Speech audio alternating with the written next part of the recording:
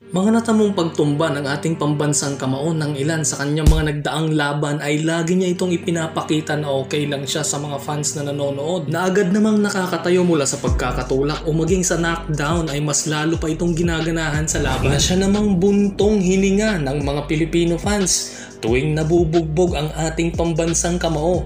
Ngunit pag ito'y nakakabawi at napapatumba ang kalaban ay talaga namang sukdulang hanggang langit ang tuwang nararamdaman, lalo na sa mga Pinoy boxing fans.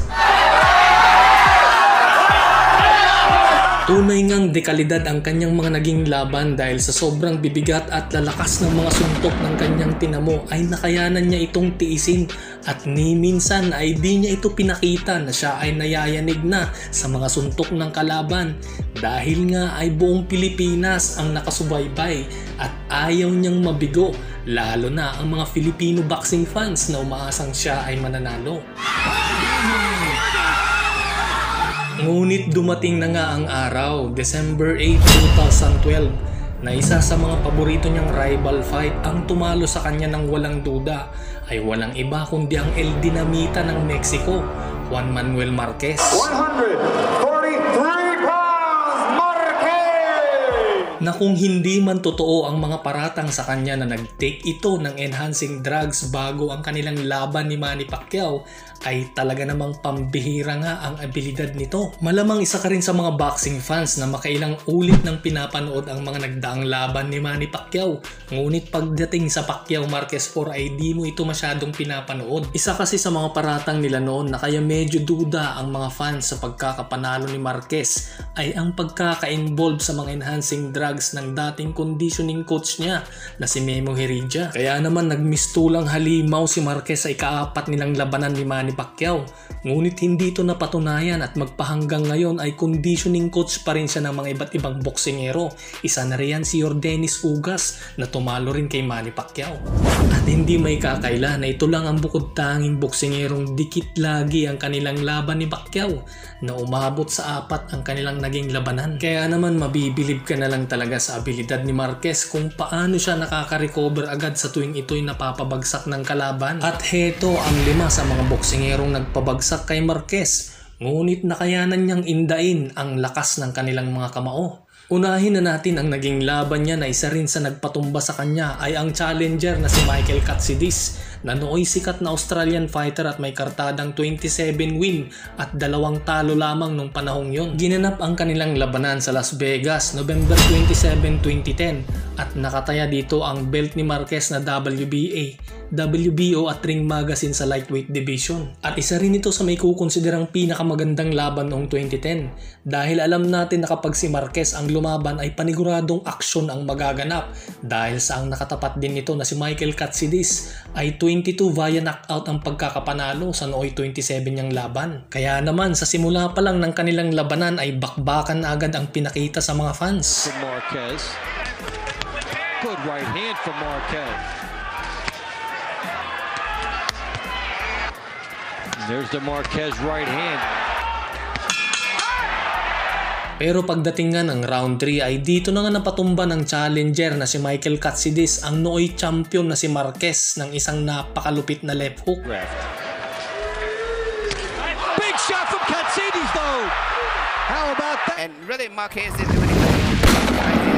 down a split second in the middle of it. Ngunit nakakamangha talaga ang abilidad ni Marquez na bukod sa mabilis siyang nakakatayo mula sa pagkaka-knockdown ay mas pinili pa niyang makipagsabayan ng suntok kay Katsidis na kahit na ito'y medyo nahihilo kaysa yumakap na karaniwang ginagawa ng ibang boksingero kapag nayayanig. Ganon din ang kanyang katunggali na si Michael Katsidis na ibinuhos na ang lahat ng kanyang makakaya sa kanilang labanan na tapusin si Marquez, ngunit sadyang napakatibay talaga ng El Dinamita ng Mexico. Sa pagpatak nga ng round 9 ay pinatunayan niya sa katunggali niyang si Michael Katsidis na siya pa rin ang kampyon dahil sa sunod-sunod na malulupit na counter ang ipinalasap niya kay Katsidis ay hindi na nga nakayanan ng challenger at itinigil na nga ng referee ang laban. Number 4, Marco Antonio Barrera. Ang labanan nila ni Marquez ay isa sa pinakamatinding labanan ng dalawang Meksikanong magkatunggali na ginanap noong March 17, 2007 at nakataya ang belt ng Noy kampiyon na si Marco Barrera ang WBC Super Featherweight title. Na sa labanang ito ay talagang panalo ang mga fans dahil sa tindi ng palitan nila ng mga suntok. And I think as the fight goes on, it's going to be much more intense. Like this. Yeah, and you can't beat this wrestler right now. Barrera's trying to throw right-hand leads. They trade combinations in the center of the ring, and both men land. A fight breaks out in the Pero pagdating sa huling 5 segundo ng round 7 ay knockdown ang inabot ni Marquez kay Barrera sa isang solid na kanan ang tumama sa panga ni Marquez. round that was almost 10-8. Marquez, Barrera scores the knockdown.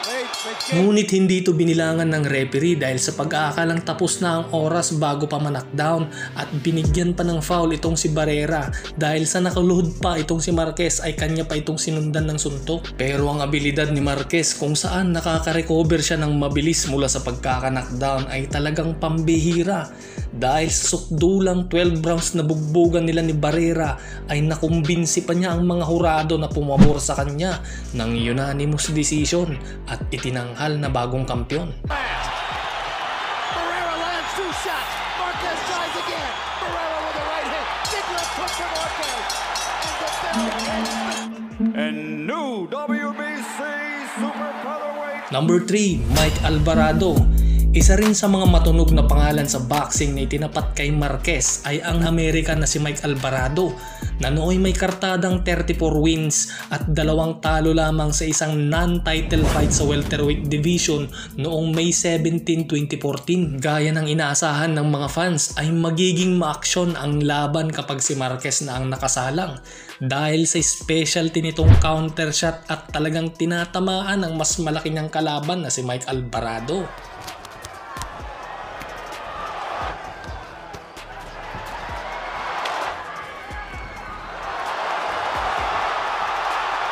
At sa round 8 nga ay tinamaan ng bumabagyong right hook itong si Alvarado na halos tumilapon na sa labas ng ring sa lakas ng pagkakatama sa kanya ni Marquez.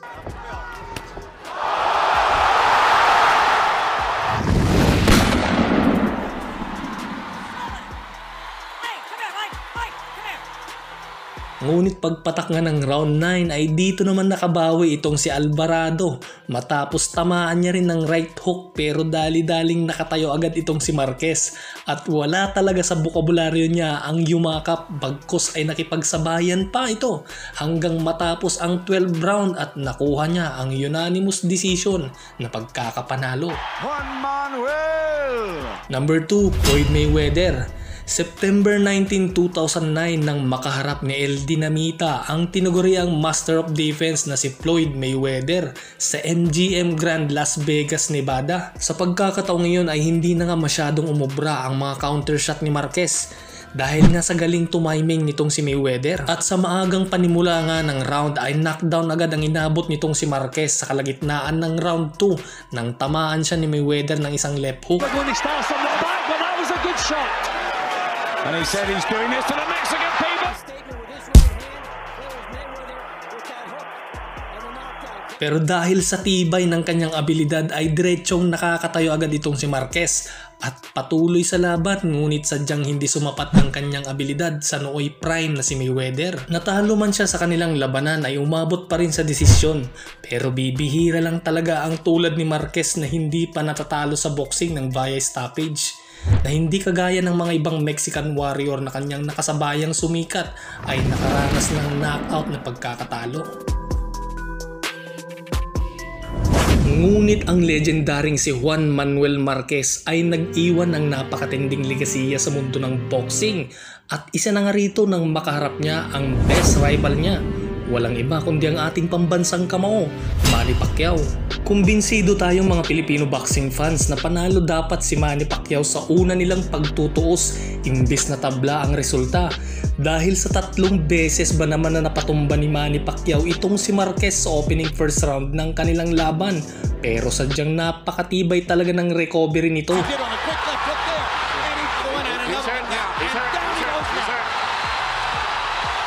He's not left. That momentarily backs Pacquiao off. But he's going straight back.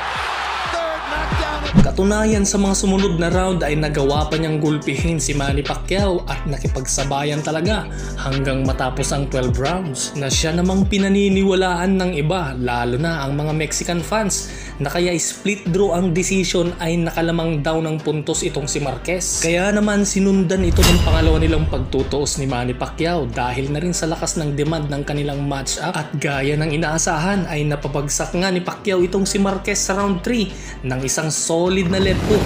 Pero muli ay mas lalo pang tumitibay at tumatapang itong si Marquez dahil sa mga sumunod na round ay bakbakan at umaatikabong mga counter shot ang pinatama kay Pacquiao. Dahilan sa split decision lamang ang pagkakapanalo ni Pacquiao kontra kay Marquez. Sa ganda ng pinakita nilang labanan ay nasundan nga ito ng pangatlo nilang pagtutuos. Pero sa pagkakataong iyon ay hindi na nga napabagsak ni Manny Pacquiao itong si Marquez. Isang judge ang umiskor sa kanila ng tabla pero pumabor naman ang dalawang hurado kay Pacquiao na medyo hindi nga tanggap ng kampo ni Marquez ang resulta dahil sa mas marami nga daw at mas malinis ang mga patama ni Marquez kumpara kay Pacquiao. Kaya naman pinagbigyan ulit ang kanilang match-up sa ika-4 na pagkakataon. Pero dito na nga ginulat ng El Dinamitang si Marquez ang mundo ng boxing na sa unang pagkakataon ay napatumba nga niya si Pacquiao sa round 3.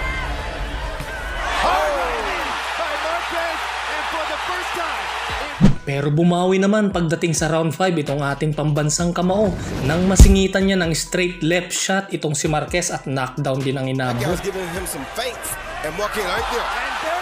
At dito na rin nabasag ang ilong ni Marquez pero nakakamangha talaga ang sobrang tibay niya dahil sa lakas ng mga patama ni Pacquiao sa kanya ay tila bagay hindi niya ito alintana. Kaya naman dito na niya tinuldukan ng exclamatory point ang rival nila ni Manny Pacquiao matapos niyang pabagsakin sa round 6 itong si Manny at di na nga nakabangon pa agad. Noong mga panahong iyon ay gusto agad ikasa ang Pacquiao Marquez 5 dahil sa dami ng natalo sa pustahan at para na rin baka makabawi si Manny kay Marquez. Kaya naman inoperan si Marquez ng napakalaking halaga ngunit kanya lang itong tinanggihan dahil mas nanalaitay sa kanya ang legasiya kontra sa pera. At kung hindi man naging totoo ang mga paratang sa kanya at ng conditioning coach niyang si Memo Hirija hinggil sa paggamit nila ng mga enhancing drugs sa ika-4 nilang laban ni Pacquiao ay masasabi mo ngang napakapambihira nga ang abilidad ng boksingerong si Juan Manuel Marquez. Comment lang mga bro at huwag kalimutang i-like at mag-subscribe na rin